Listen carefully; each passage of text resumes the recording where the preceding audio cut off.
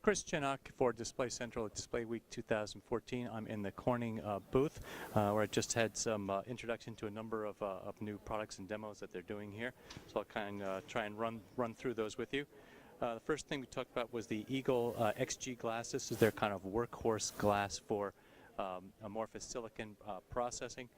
Trend there has been, of course, to go to thinner and thinner glass.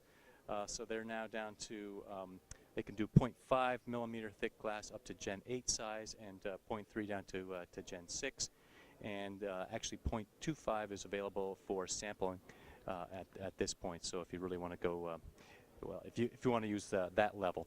If you want to go even thinner than that, so obviously very thin glass is important for mobile devices for weight and thickness, then you want to go to their Willow glass product. That was introduced about a year ago, and with the goal or the hope it would be a roll-to-roll process. I don't think the roll-to-roll implementation has really happened for a number of reasons. So they're now focusing on a carrier-based solution. So the idea is they take the thin Willow glass, which is on the order of 100 microns thick, so about the thickness of a sheet of paper or so, and they put it on a standard glass carrier substrate. So that gets well bonded, but not adhered or laminated to that carrier substrate. Corning does that and then delivers these prepared substrates to the panel maker. Panel maker runs it through their fab just as normal, and because it's the same substrate size for the fab. The only process step they have to add is at the end for kind of the delamination process to separate the thin process glass now panel from the carrier substrate. Carrier substrate goes back to Corning, who cleans it, recycles it, prepares a new bonded carrier, and makes it available for the panel maker. So that's new, innovative, and moving forward. They also have a new antimicrobial technology over here, where they embed silver ions in a thin layer on the top of Gorilla Glass. So I didn't know this, but silver apparently is a natural antimicrobial compound element that, so when you it will interact with microbes and negate them. So that's very clever solution to be able to put this on not only smartphones but kiosks, ATMs, and that sort of thing. So the next thing I want to talk about is their new laser cutting technology. So let's go take a look. Over in the Corning laser cutting demo area, where I just had a demonstration of what they can do. This is a new laser cutting process for either chemically strengthened or unchemically strengthened glass. Chemically strengthened is the Gorilla Glass, and this laser process, they don't disclose exactly the laser wavelength, although they'll say it's in the near infrared. And this creates it doesn't ablate the surface. It doesn't do thermal processes. It creates what they call a disassociation of the elements. Now, I don't know exactly what that means, but I can tell you that the results are extremely impressive. The edge is smooth to the touch, so it has a roughness on the order of 1 to 2 microns, which is perfectly acceptable. In fact, very acceptable. And it's not like a scribe line, but he says that the materials just come apart where the laser has passed over it.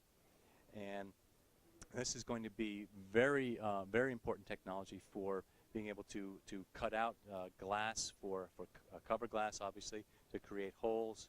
They have a demo here where they took a sheet of glass and did a scribe pattern in it, a spiral pattern in it, and just kind of folded it up into a bowl shape. Very impressive. All done with the laser processing. Very smooth edges. Now, what's also interesting is they're not going to make this available as a license to conventional laser or tool makers. They are actually going to sell this laser cutting tool themselves. And they thought about that carefully, and it's because of the patents that they have and the know-how, they really felt it was better to keep this in-house, basically. So they will manufacture this laser tool. and offer it to glass processing companies for doing this. So this is actually a very important development, probably the most important thing they're showing here in the booth. One more thing to show you.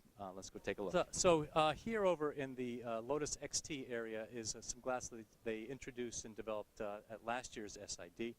Over the last year, they've been putting this into various fabs and getting some feedback onto how the process was working, the glass was working.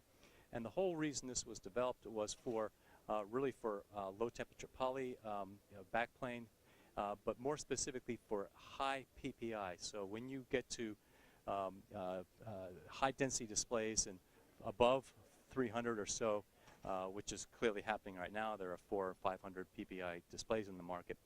The part of the problem is the stability of the glass in the fabrication process.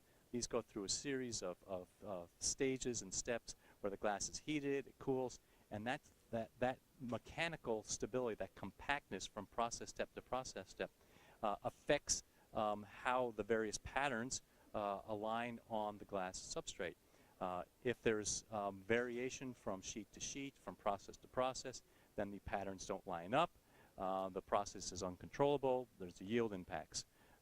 If there is some stability, then you can design for that by adjusting your process parameters or your mask set to account for that variability. But at least has to be consistent from sheet to sheet. But as you go to these higher PPI requirements and displays, then the aperture ratios and the tolerances get that much smaller. And what Corning found and the panel makers found is you are pushing the limits of the existing glass. So that's why the Lotus XT glass was developed. And they've just released some results for some trials that Tianma has been doing with this Lotus XT glass and the processes they've developed. And indeed, they are actually confirming that the stability of the glass is now much better, that you can actually create higher aperture ratio and higher yield, high density displays used in the glass. So that's kind of a vindication story for the development of this glass. So that's the story here from the Corning booth at SID. Chris Chinnock for Displacing.